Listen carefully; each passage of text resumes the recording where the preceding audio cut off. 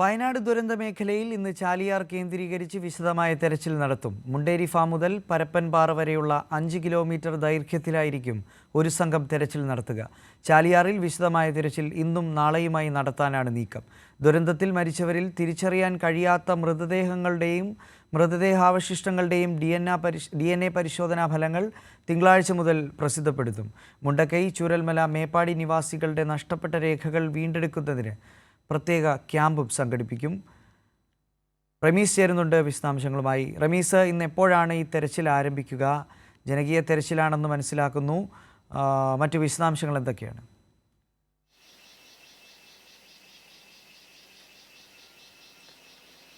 നന്ദു, 2000-ഓളം പേരെ പങ്കെടുപ്പിച്ചുകൊണ്ടായിരുന്നു ഇന്നലെ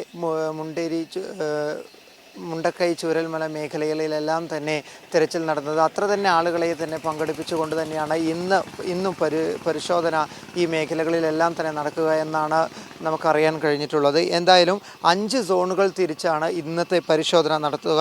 അത് മുണ്ടേരി ഫാം മുതൽ പരപ്പൻപാറ വരെയുള്ള ഭാഗങ്ങൾ ഒരു ഭാഗം, മറ്റൊരു സെക്ടർ പനങ്കായ വനമേഖല മറ്റൊരു സെക്ടർ, മറ്റൊന്ന് പനങ്കായ പൂക്കോട്ടുമല മൂന്നാമത്തെ സെക്ടറും, പൂക്കോട്ടുമല മുതൽ ചാലിയാർ മുക്ക് വരെ സെക്ടർ 4ഉം, ഇരുട്ടുകുത്തി മുതൽ മറ്റു ഭാഗങ്ങളെല്ലാം തന്നെ 5 സെക്ടർ. ഇത്തരത്തിലാണ് ഇങ്ങനെ 5 സെക്ടറായാണ് തിരിച്ചിരിക്കുന്നത്.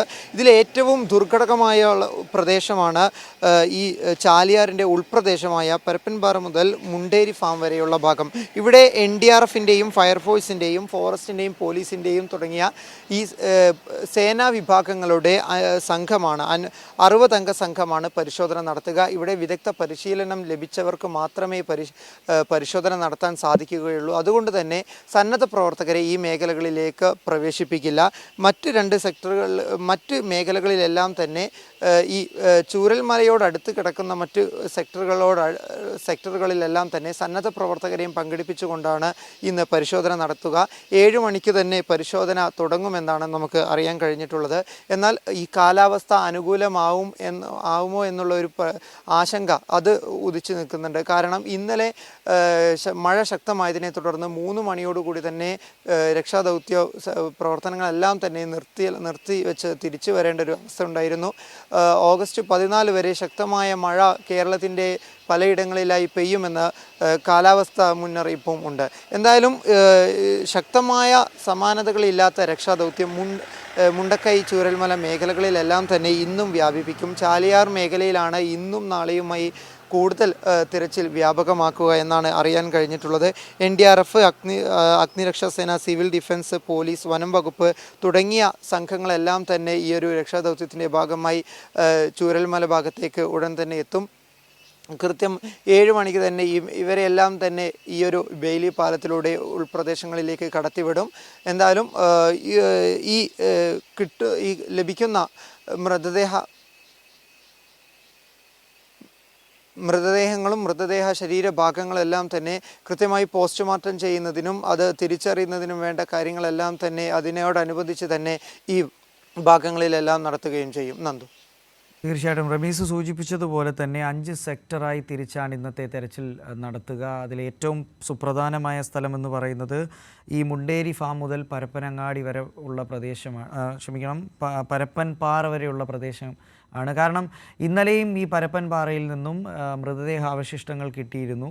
അതുകൊണ്ട് തന്നെ ആ പ്രദേശത്ത് കൂടുതൽ കേന്ദ്രീകൃതമായി ഈ പ്രത്യേകം ഈ പരിശീലനം ലഭിച്ച സംഘത്തെ ആയിരിക്കും അവിടെ വിന്യസിക്കുക. അതോടൊപ്പം തന്നെ മറ്റൊരു പ്രധാനപ്പെട്ട കാര്യം, മഴ ഒരു വെല്ലുവിളിയായി തുടരുന്നു എന്നുള്ളതാണ്. ഇന്നലെ ഏകദേശം ഒരു ഉച്ചയോട് അടുപ്പിച്ചു പെയ്ത മഴ വൈകുന്നേരം വരെ തുടരുന്ന സാഹചര്യമുണ്ടായി. അത് ഈ തെരച്ചിലിനൊരു താൽക്കാലികമായ ഒരു വിലങ്ങുതടിയായി മാറി എന്നുള്ളത് ഏറ്റവും പ്രധാനപ്പെട്ട കാര്യമാണ്. റമീസ്, ഇന്നത്തെ ഈ തെരച്ചിൽ, അതായത് പ്രത്യേകിച്ച് ഈ പരപ്പൻപാറ കേന്ദ്രീകരിച്ച് നടത്തുന്ന തെരച്ചിൽ എത്രത്തോളം നിർണായകമാണ്?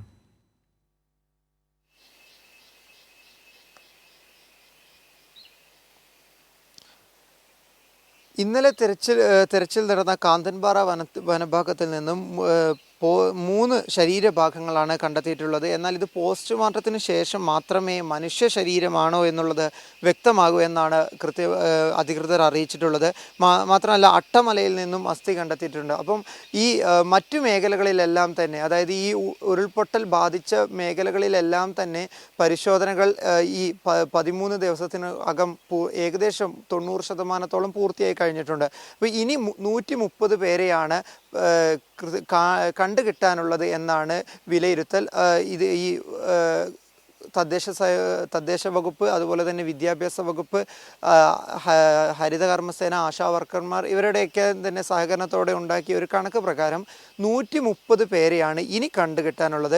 അപ്പോൾ ഈ മേഖലകളിൽ, അതായത് ഇന്ന് പരിശോധന നടക്കുന്ന ചാലിയാർ പുഴയുടെ ഉൾപ്രദേശങ്ങളിലാണ് ആ പ്രദേശങ്ങളിൽ തിരച്ചിൽ നടത്തുമ്പോൾ ആ മേഖലകളിൽ നിന്ന് കൂടുതൽ മൃതദേഹങ്ങളോ അല്ലെങ്കിൽ മൃതദേഹ ശരീരഭാഗങ്ങളോ കിട്ടാൻ സാധ്യതയുണ്ട് എന്നാണ് അധികൃതർ വിലയിരുത്തുന്നത്. എന്തായാലും പക്ഷേ ഈ ഭാഗങ്ങളിലെല്ലാം തന്നെ പരിശീലനം സിദ്ധിച്ചവർ മാത്രമേ ആ ഭാഗങ്ങളിലൊക്കെയും തന്നെ പോകാവൂ എന്നുള്ളതാണ് മറ്റൊരു പ്രതിസന്ധി. കാരണം എല്ലാവർക്കും അങ്ങോട്ടേക്ക് പോകാൻ പറ്റില്ല. സൂചിപ്പാറയിൽ മറ്റും പോയവരൊക്കെയും തന്നെ അവിടെ കുടുങ്ങി നിൽക്കുന്നതും പിന്നീട് അവരെ റെസ്ക്യൂ ചെയ്യേണ്ട ഒരു രീതിയിലേക്കും സംവിധാനങ്ങളും സംഘടിപ്പിക്കേണ്ട ഒരു രീതി ഉണ്ടായി. അതുകൊണ്ടാണ് പരിശീലനം സിദ്ധിച്ചവരെ മാത്രം ഈ മേഖലകളിലെല്ലാം തന്നെ കടത്തിവിടുന്നത്. എന്തായാലും ഈ കൂടുതൽ മൃതദേഹങ്ങളോ ഭാഗങ്ങളോ തന്നെ ഈ ഭാഗങ്ങളിൽ കിട്ടും എന്നാണ് അധികൃതരുടെ പ്രതീക്ഷ. ഈ 2 ദിവസം തിങ്കളും ചൊവ്വയും ഈ ഒരു ചാലിയാറിൽ തിരച്ചിൽ നിർണായകമാണെന്ന് നമുക്ക് പറയാം. തീർച്ചയായിട്ടും റമീസ് സൂചിപ്പിച്ചതുപോലെ ഇനിയും ഏകദേശം 130ഓളം പേരെ കണ്ടെത്താനുണ്ട് എന്നാണ്, അല്ലെങ്കിൽ മൃതദേഹം കണ്ടെത്താനുണ്ട് എന്നാണ് റമീസ് നേരത്തെ സൂചിപ്പിച്ചത്. അങ്ങനെ വരുമ്പോൾ ഈ തിരിച്ചറിയാൻ കഴിയാത്ത മൃതദേഹങ്ങളുടെയും മൃതദേഹ അവശിഷ്ടങ്ങളുടെയും DNA പരിശോധനാ ഫലങ്ങൾ പ്രസിദ്ധപ്പെടുത്തും എന്ന് മനസ്സിലാക്കുന്നു. അപ്പോൾ അങ്ങനെ വരുന്ന സമയത്ത് അങ്ങനെ പ്രസിദ്ധീകരിക്കുമ്പോൾ ഈ കാണാതായവർ, അതായത് ഇപ്പോൾ നിലവിൽ നമുക്ക് ലഭിച്ചിരിക്കുന്ന ഈ മൃതദേഹ ഭാഗങ്ങളോ അല്ലെങ്കിൽ മൃതദേഹങ്ങൾ ഈ പുത്തുമലയിൽ സംസ്കരിച്ചു കഴിഞ്ഞു, അവരുടെ DNA പരിശോധനാ ഫലം നമ്മൾ എടുത്തിട്ടുണ്ട്. അങ്ങനെ വരുമ്പോൾ ഈ നിലവിൽ ഇപ്പോൾ ഈ തെരച്ചിൽ നടത്തുന്ന സ്ഥലത്ത് നിന്ന് ഈ പറയുന്ന പോലെ നമുക്ക് ഈ കാണാതായവരുടെ മൃതദേഹ ഭാഗം കിട്ടാത്തൊരു സാഹചര്യം വരികയാണെങ്കിൽ സ്വാഭാവികമായും ഈ DNA പരിശോധനാ ഫലത്തിൽ അവരുണ്ടെങ്കിൽ, അതായത് ഈ കാണാതെ പോയ 130 പേരെന്ന് പറയുന്ന ആ എണ്ണത്തിൽ ഉണ്ടെങ്കിൽ, ആ പോയ എണ്ണത്തിൽ ഈ പറയുന്ന DNA പരിശോധനാ ഫലം പുറത്തു വരുമ്പോൾ അതിലേതെങ്കിലും ആളുകൾ ഈ കാണാതായവരുടെ ലിസ്റ്റിൽ പെടുന്നുണ്ടെങ്കിൽ തീർച്ചയായിട്ടും ഈ രക്ഷാപ്രവർത്തനത്തിന് അല്ലെങ്കിൽ ഈ തെരച്ചിലിന് അതൊരു മറ്റൊരു മാനം നൽകും. അപ്പോൾ ഈ DNA പരിശോധനാ ഫലം ഇന്ന് പ്രസിദ്ധീകരിക്കുമെന്ന് മനസ്സിലാക്കുന്നു. അതിന് ഏതെങ്കിലും തരത്തിലുള്ള മാനദണ്ഡങ്ങളുണ്ടോ? അതോടൊപ്പം തന്നെ മറ്റൊരു കാര്യം കൂടി സൂചിപ്പിക്കാനുള്ളത്, ഈ മേപ്പാടി, ചൂരൽമല, മുണ്ടക്കൈ നിവാസികളുടെ ബാധിതരുടെ നഷ്ടപ്പെട്ട രേഖകൾ വീണ്ടെടുക്കുന്നതിന് ഒരു ക്യാമ്പ് കൂടി സംഘടിപ്പിക്കും എന്ന ഒരു വാർത്ത കൂടി പുറത്തു വരുന്നുണ്ട്. ഇത് രണ്ടും സംബന്ധിച്ചുള്ള വിശദാംശങ്ങൾ പങ്കുവയ്ക്കാമോ?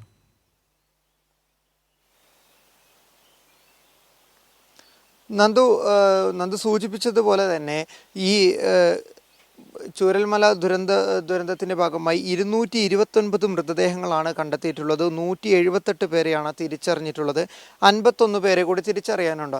നേരത്തെ തന്നെ ചെയ്ത പ്രവൃത്തി ഈ കിട്ടുന്ന ശരീരഭാഗങ്ങളുടെ എല്ലാം തന്നെ DNA ശേഖരിക്കുകയും തുടർന്ന് സ്വകാര്യ ലാബുകളിൽ അടക്കം പരിശോധിച്ചുകൊണ്ട് ഈ DNA ടെസ്റ്റ് റിസൾട്ടുകൾ ശേഖരിക്കുകയും ചെയ്തിട്ടുണ്ട്. ശേഷം ഇത് പുത്തുമലയിൽ സംസ്കരിക്കുകയും ചെയ്തിട്ടുണ്ട്. മാത്രമല്ല കൃത്യമായ നമ്പറുകളും അതുപോലെ തന്നെ രേഖപ്പെടുത്തുകയും ചെയ്തിട്ടുണ്ട്. ഇത് കാരണമായിക്കൊണ്ട് പിന്നീട് ഒരു DNA പരിശോധനയിൽ സാമ്യമുള്ളവരെ കണ്ടെത്തിയാൽ ഇവർക്ക് തിരിച്ചറിയുന്നതിന് വേണ്ട നമ്പറുകൾ കൃത്യമായി തന്നെ, അത് നിലമ്പൂരിൽ നിന്ന് കണ്ടെത്തിയതാണെങ്കിൽ N എന്നും, ചാലിയാറിൽ നിന്ന് കണ്ടെത്തിയതാണെങ്കിൽ C എന്നുമുള്ള അക്ഷരത്തിൽ തുടങ്ങുന്ന രീതിയിൽ ഈ ഭാഗങ്ങളിലെല്ലാം തന്നെ സംസ്കരിച്ചിട്ടുണ്ട്. നിലവിൽ പുത്തുമലയിൽ തന്നെ പുത്തുമലയിൽ ഈ കുറച്ച് ദിവസങ്ങളായി ഇതിൻ്റെ സംസ്കരണ പരിപാടികളെല്ലാം തന്നെ നടന്നു വരികയാണ്. ഇന്നലെ കിട്ടിയ മൃതദേഹങ്ങളും പോസ്റ്റ്മോർട്ടത്തിന് ശേഷം കൃത്യമായി, കാരണം ഈ മേഖലകളിലെല്ലാം തന്നെ കന്നുകാലികളെ അടക്കം മറ്റും ജീവികളുടെയും മൃതദേഹങ്ങൾ ഈ മേഖലകളിൽ നിന്ന് കിട്ടുന്നുണ്ട്. അതുകൊണ്ട് മാത്രവുമല്ല 14 ദിവസം കഴിഞ്ഞതിനാൽ പല മൃതദേഹങ്ങളും തന്നെ അഴുകിയ നിലയിലാണ് കണ്ടുകിട്ടുന്നത്. ആയതിനാൽ തന്നെ യാതൊന്നും തന്നെ തിരിച്ചറിയാൻ പറ്റാത്ത സാഹചര്യമാണുള്ളത്. അതുകൊണ്ട് കൃത്യമായ പരിശോധനയിലൂടെ മാത്രമേ ഇത് മനുഷ്യൻ്റേതാണോ എന്നുള്ളത് പരിശോധിക്കാനാവൂ എന്ന് അധികൃതർ പറഞ്ഞിട്ടുണ്ട്. എന്തായാലും രക്ഷാപ്രവർത്തനത്തിനും മൃതദേഹങ്ങളൊക്കെയും കണ്ടെത്തുന്നതിന് സാധ്യമായ എല്ലാ സംവിധാനങ്ങളും ഉപയോഗിക്കും എന്ന് തന്നെയാണ് വിവിധ സേനാ വിഭാഗങ്ങളും അധികൃതരും ഇന്നലെ മന്ത്രിസഭാ ഉപസമിതിയും അടക്കം ഇന്നലെ വ്യക്തമാക്കിയിട്ടുള്ളത്. ഈ പറഞ്ഞതുപോലെ തന്നെ ഈ രേഖകൾ കണ്ടെത്തുന്നതിന് വേണ്ടിയിട്ടുള്ള കൃത്യമായ ക്യാമ്പുകളും ഈ മേഖലകളിലും ക്യാമ്പുകളിലും എല്ലാം തന്നെ നടക്കുന്നുണ്ട്. കഴിഞ്ഞ ദിവസങ്ങളിൽ നമ്മൾ കണ്ടതാണ്, അപേക്ഷ നൽകി പിറ്റേ ദിവസം തന്നെ വിദ്യാഭ്യാസ വകുപ്പിൻ്റെയും മറ്റും സർട്ടിഫിക്കറ്റുകൾ വിദ്യാർത്ഥികൾക്കും മറ്റും ലഭിക്കുന്ന ഒരു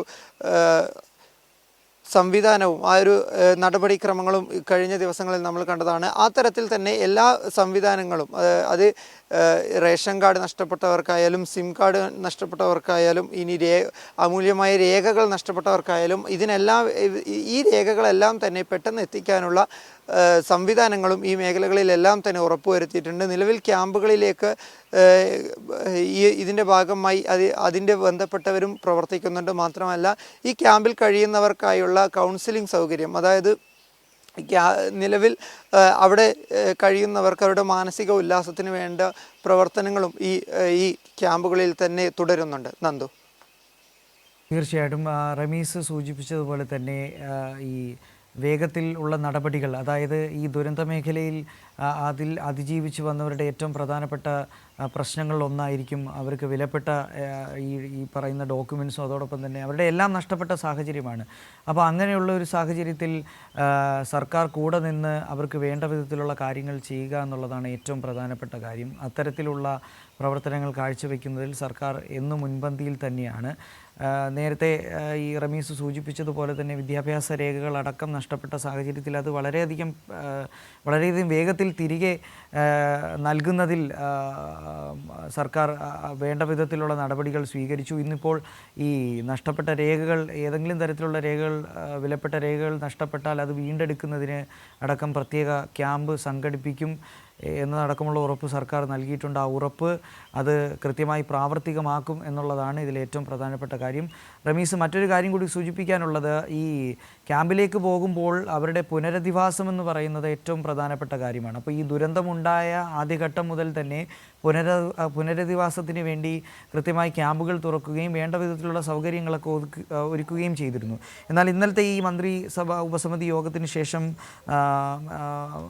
മന്ത്രി റിയാസ് അടക്കം പറഞ്ഞിരുന്നു, ഇവരുടെ പുനരധിവാസത്തിന് താൽക്കാലിക പുനരധിവാസം വേഗത്തിൽ പൂർത്തിയാക്കാനുള്ള നടപടികൾ സ്വീകരിക്കും എന്ന് പറഞ്ഞിട്ടുണ്ട്. അപ്പോൾ ആ നടപടികൾ എന്തൊക്കെയാണ്, അതിൽ സൂചിപ്പിച്ചിട്ടുള്ള പ്രധാനപ്പെട്ട കാര്യങ്ങൾ എന്തൊക്കെയാണ്?